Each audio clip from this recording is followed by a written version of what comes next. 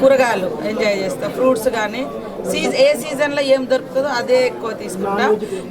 నాకు ముఖ్యంగా ఇష్టము వర్షాకాలం వచ్చిందంటే ఊళ్ళల్లో చేన్లలో పచ్చగూర అని ఉంటుంది.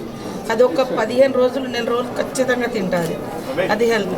తర్వాత నాకు మష్రూమ్ అడవిలలో దొరికేది ఫారెస్ట్లో ప్రత్యేకంగా మా వాళ్ళు ఎక్కడెక్కడ ఉంటారో అది నాకు మష్రూమ్స్ తీసుకొచ్చుకుంటారు, అది అక్కడిది అయితేనే అడవిలో అయితే. తర్వాత ఎండి చేపలు తింటాను, ఎండబెట్టిన చేపలు అట్లాంటిది ఎక్కువ ఇష్టపడతాను. తర్వాత చికెన్ కూడా తింటాను. ఈరోజు సమాజంలో ఎంతోమంది యువకులు ఉద్యోగ ఉపాధి అవకాశాలు లేక కూడా కొంత ఏం చేయాలని చూస్తూ ఉంటారు. గవర్నమెంట్ ఉద్యోగాల కోసమే చాలామంది ప్రిపేర్ అవుతుంటారు.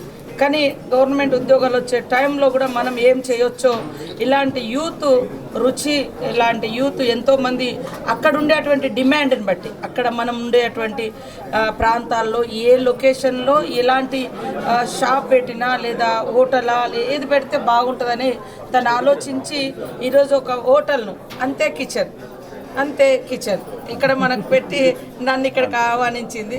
నేను ఇందాక ఒక మీటింగ్కి వెళ్ళడం జరిగింది, ఉమెన్ ఎంటర్ప్రెన్యూర్షిప్ అండ్ రైజింగ్ అనే ఒక టుగెదర్ అనే అటువంటి కాన్సెప్ట్తో. సో వాళ్ళకు కూడా ఏం చెప్పిన అంటే అందరం కూడా మనకు స్కిల్స్ ఉంటాయి, ఆలోచన ఉంటుంది, అన్నీ ఉంటాయి. కానీ అక్కడ ఉన్నటువంటి పరిసరాలను రీసెర్చ్ చేసుకొని అక్కడ ఏం చేస్తే మనకు లాభం ఉంటుంది, సేమ్ టైంలో అక్కడ ఉన్నటువంటి పబ్లిక్ కూడా ఉపయోగపడుతుంది అనేది ఆలోచన చేయాలి. ఇప్పుడు తను కరెక్ట్గా ఈ ఐటీ సెక్టార్ ప్రాంతంలో, హైటెక్ సిటీ చుట్టుపక్కల ప్రాంతాల్లో చాలామంది యూత్ రాత్రి 1 o'clock 2 o'clock వరకు జాబ్ అంటే డ్యూటీలో ఉంటారు. ఆ టైంలో వచ్చి వండుకొని సింగిల్ పర్సన్స్ ఉంటారు, చాలా వరకు వంట చేసుకోవాలంటే చాలా కష్టం ఉంటుంది. అలాంటి వాళ్లకు మంచి ఫుడ్ అందించాలన్నటువంటి ఉద్దేశంతో తను ఒక చిన్న స్థాయి పారిశ్రామికవేత్తగా అనుకోవచ్చు, చిన్న బిజినెస్ ఇది ఏర్పాటు చేసుకున్నది.